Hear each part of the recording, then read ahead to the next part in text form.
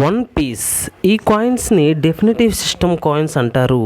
మనకి స్వతంత్రం వచ్చిన తర్వాత కూడా అంటే 1955 వరకు అనా సిస్టమ్ అనేది చలామణిలో ఉండేది. ఒక పీస్ అంటే ఒక అనాలో మూడో భాగం. 3 పీసులు అయితే కనుక ఒక అనా, 64 పీసులు అయితే కనుక ₹1. 1957 తరువాత డెసిమల్ కరెన్సీ అనేది రావడం జరిగింది. డెఫినిటివ్ సిస్టమ్ అనేది క్లోజ్ చేయడం జరిగింది. ఈ కాయిన్ అయితే కనుక 1950 నుంచి 55 వరకు బ్రాంజ్ మెటల్తో తయారు చేయబడింది. 50 కాయిన్ అయితే 3.88 గ్రాములు, 51 నుంచి 55 వరకు వచ్చిన కాయిన్ 2.92 గ్రాములు, 21 నుంచి 33 సైజ్ సర్కిల్ షేప్లో ఉంది.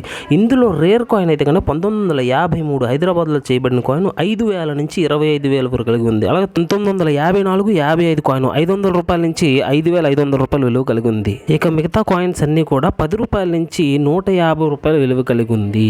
డెసిమల్ సిస్టమ్ అంటే ₹1కి 100 పైసలుగా నిర్ణయించడం జరిగింది.